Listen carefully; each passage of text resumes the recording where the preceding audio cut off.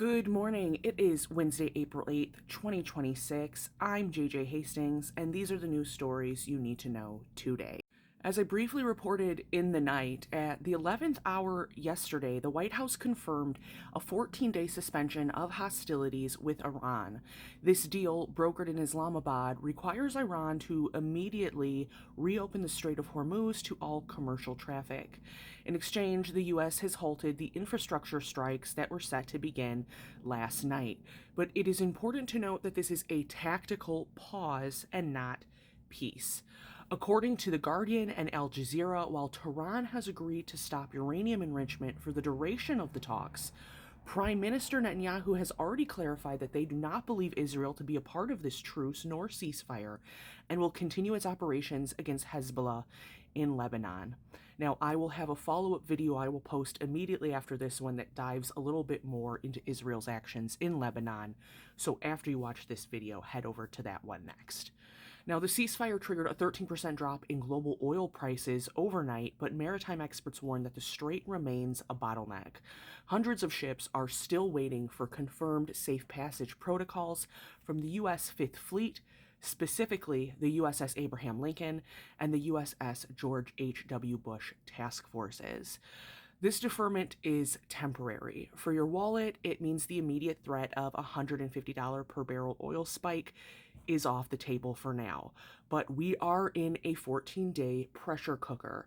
If a single stray missile hits a tanker today, the bridge day strikes are back on the table instantly. In our second segment, while the world was watching the war, the Department of Justice Office of Legal Counsel issued a 52-page opinion that legal scholars are calling a paper coup. The DOJ has officially declared the Presidential Records Act of 1978 to be unconstitutional in its entirety. Now, this law was passed after Watergate to ensure that a president's communications belong to the American people. The new DOJ opinion, authored by Assistant Attorney General T. Elliott Geiser, asserts that the president need not further comply with the act and that all records generated by this administration are the president's personal private property. This effectively destroys federal accountability. If the president's records are private property, they cannot be subpoenaed by Congress nor accessed versus the Freedom of Information Act. This creates a total black box around executive power, making it impossible for the public to see how military or law enforcement decisions are being made behind closed doors. Now, in domestic news, in a major update to the orphan tax story I broke just a couple days ago, West Virginia Governor Patrick Morrisey has officially vetoed a dozen bills intended to help the state's most vulnerable citizens.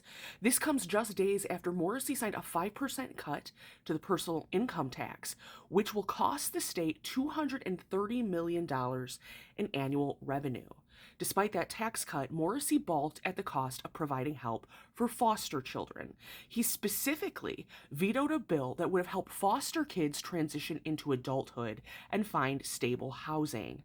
Morrisey claimed the bill contained uncontrollable cost drivers, even though it passed both the House and Senate with unanimous bipartisan support. This is another clear example of a state prioritizing tax breaks for their wealthiest top earners while abandoning the safety net for children who have already lost their parents. It follows the same pattern we've seen in Wisconsin, states balancing their budgets by cutting services for the most vulnerable, effectively telling foster kids, some as young as infancy, that they're on their own. And in our fourth segment, finally, the ceasefire has not silenced the calls for a 25th Amendment assessment. While the president's tone was more restrained, mature, adult, and slightly presidential last night, members of the House are pointing to this whole civilization will die comments from yesterday as proof of a continuing cognitive crisis. The silence from the cabinet is the real story here. Now, in the video I did just a couple days ago breaking down for you that 25th Amendment process, you know that under Section 4, the Vice President and the cabinet are the only ones who can trigger a fitness review. By refusing to act, they are tethering the country's security to a leader whose rhetoric has become increasingly apocalyptic. The ceasefire may have lowered the immediate temperature, but it did not fix the underlying risk that the person at the top of the nuclear chain of command is making life or death decisions while sounding and acting completely incoherent.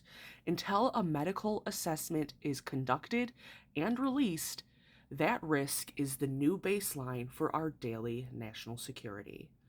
As always, I'm JJ Hastings, and I'll see you in the next one.